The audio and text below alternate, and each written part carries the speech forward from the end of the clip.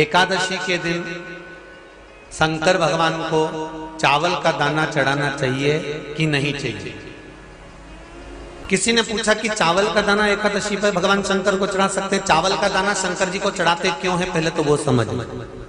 बेलपत्री का तो महत्व आपको बार बार बताया कि बेलपत्री शिव जी को क्यों चढ़ाई जाती है, कहीं रोग के लिए, कहीं बीमारी के लिए, कहीं किस कार्य के लिए, कहीं कोई कार्य के लिए, कहीं कोई कार्य के लिए। चावल का दाना अगर हम शंकर भगवान को चढ़ा रहे हैं तो क्यों चढ़ा रहे हैं, उसका कारण क्या है। चावल का दाना शिव को चढ़ाने का केवल एक कारण रहता है कि चावल को अक्षत कहते हैं। अक्षत का मतलब होता है अक्षय।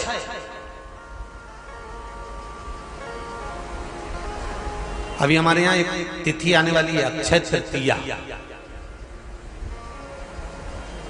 उसका मतलब क्या होता है, अक्षय, जिसका कभी क्षय ना हो। जब हम भगवान शंकर को चावल का दाना चढ़ाते हैं, जैसे बहुत ध्यान दीजिएगा महाराज, बहुत समझने वाली बात है, बहुत ध्यान से। चावल का दाना हमारे मस्तक पर तिलक करने के बाद पंडित जी क्यों लगाते हैं कि भगवान जैसा समय आज चल रहा है, आप पूजन कर रहे हो, पाठ कर रहे हो, दान कर रहे हो, पुण्य कर रहे हो, सत्कर्म कर रहे हो, भजन कर रहे हो, मेरा देव अधिदेव महादेव, मेरा नारायण, मेरा सत्यनारायण भगवान, मेरा राम जी, मेरा विष्णु जी, मेरा भागवत मैया, मेरी रामायण मैया। ब्राह्मण मस्तक पर तिलक लगाने के बाद चावल इसलिए लगाता है कि जैसा समय आज चल रहा है, भगवान तुमको ऐसा ही समय बनाकर रखे और तुम ऐसे ही चार चांद लगाते रहो, दान पुण्य संकीर्तन करते रहो। इसलिए मस्तक पर चावल का दाना लगाया जाए।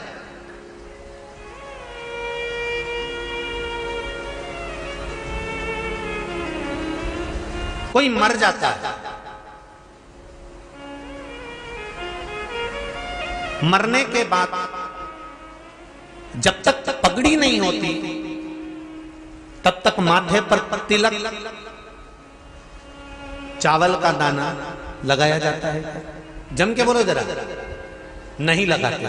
किसी पंडित जी से पूछो, ब्राह्मण देवता से पूछो, ब्राह्मण देवता ये कोई मर गया और हमारा तो नियम है कि हम सिर पे तिलक लगाते हैं, चावल लगाते हैं, या पंडित जी से हम तिलक लगवाते हैं, मंदिर जाते हैं तो मंदिर में जाके तिलक लगवा के हम चावल का दाना लगवाते हैं, क्यों नहीं लगाते? उसका कारण क्या है? जब किसी के मरने के बाद 10 दिन तक, 12 दिन तक मस्तक पर तिलक क्यों नहीं लगाया जाता? 10-12 दिन तक माथे पर तिलक या चावल क्यों नहीं लगाया जाता? उसका कारण है कि ये जो समय आया है, तुम्हारे यहाँ जो गमी हुई है, तुम्हारे यहाँ कोई मर गया है, तुम्हारे यहाँ किसी के प्राण छूट गए हैं, तो ब्राह्मण इसलिए तिलक नहीं लगाता आपको, इसलिए चावल का दाना नहीं लगाता कि ऐसा दिन भगवान अब ना लाए, इसको अमर ना करे, इसको अक्षय ना करे, इसको प्रबल ना करे।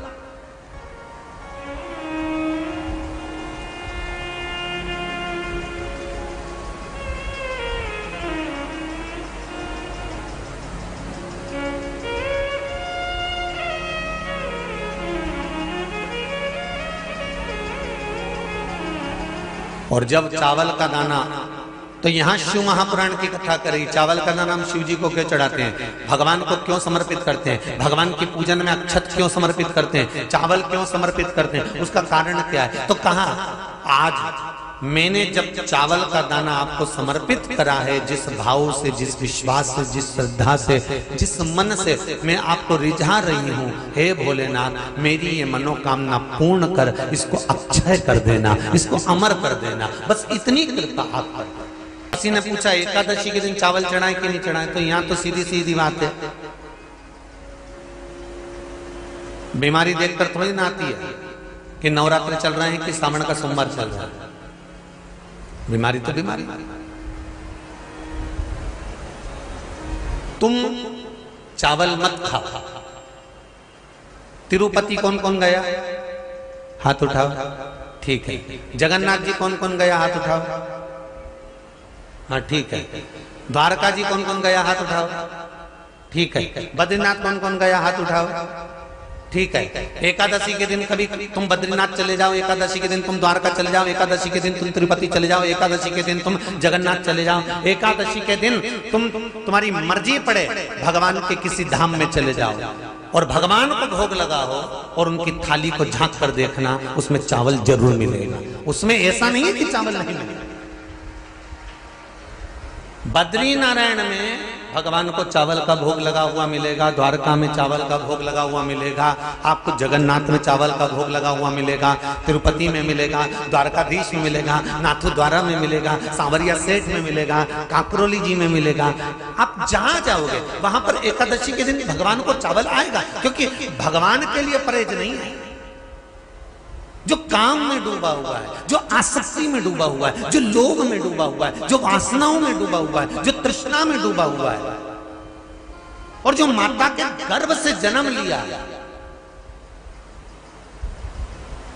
एकादशी के दिन चावल उसको नहीं खाना। अब हमारे यहां तो कहावत में कहते हैं, राम जी की जब स्तुति गाते हैं तो कहते हैं, भय प्रगट, आती है आप लोगों को? एक लाइन तो आती होगी, गाओ जरा। भय प्रगट दीन कौशल्या। अब रामचरितमानस में कहा भय प्रगट कृपाला। प्रगट मतलब एकदम सामने आ गए। यहां लिखा है पेदा भय लाला। अगर तुलसीदास जी लिखते तो जन्म लिया होता राम जी ने तो तुलसीदास बाबा लिख देते कि पैदा भय, माता के गर्भ से इनका जन्म हो। नहीं नहीं नहीं, यहाँ कहा भय प्रगट कृपाला दीन कौशल्या। यहाँ प्रगट है। एकादशी के माता पिता कौन है? सबसे पहले एकादशी का व्रत किसने रखा था?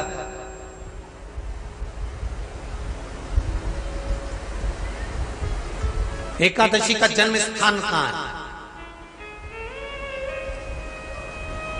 दुनिया के लोग बहुत प्रश्न करते हैं, राम जी अयोध्या में हुए थे, भगवान कृष्ण मथुरा में हुए थे, तो एकादशी कहां हुई थी? तो उसको बताना तो पड़ेगा कहां हुई थी।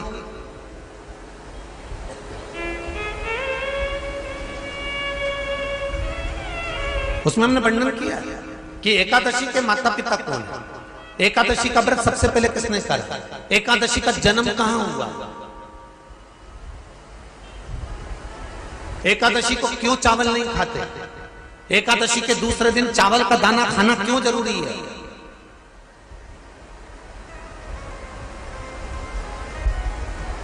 कौन सा तीर्थ है जहां एकादशी को उल्टा लटका दिया। एक एक चीज का वर्णन स्कंद पुराण सब चीजों का वर्णन कर देते हैं। प्रत्येक तो यहां जो वर्णन आया कि आप मनुष्य जो माता पिता के गर्भ से, माता के गर्भ से जन्म लिया हो, संसार में जिसका जन्म हुआ हो और मृत्यु लोक में गर्भ की कैद में रहने के बाद जन्मा हो, उसको एकादशी के दिन चावल नहीं खाना चाहिए। महाराज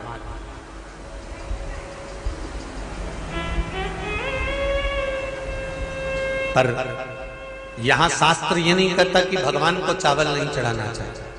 यहां शास्त्र कहता है आप शिव जी को चाहे एकादशी हो, चाहे द्वादशी हो, चाहे प्रदोष हो, चाहे पूर्णिमा हो, चाहे अमावस्या हो, चावल का दाना आप भगवान शिव को समर्पित कर सकते हो। और ज्यादा नहीं, शंकर कभी ये नहीं कहते कि मुझे बहुत सारा चढ़ा। शंकर जी की कथा कहती है कितना, मात्र एक चावल का दाना। हम तो उनसे भी कहेंगे जो लोग कहते हैं ना कि हम आज हमारा सावन का महीना है तो आज हमें भगवान को 1.25 लाख बेलपत्र चढ़ाएंगे, तो कोई कहता हम 1000 बेलपत्र चढ़ाएंगे, तो कोई के हम 5000 चढ़ाएंगे, कोई के हम 50,000 चढ़ाएंगे। मेरा निवेदन केवल इतना है, तुम तो एक चढ़ा।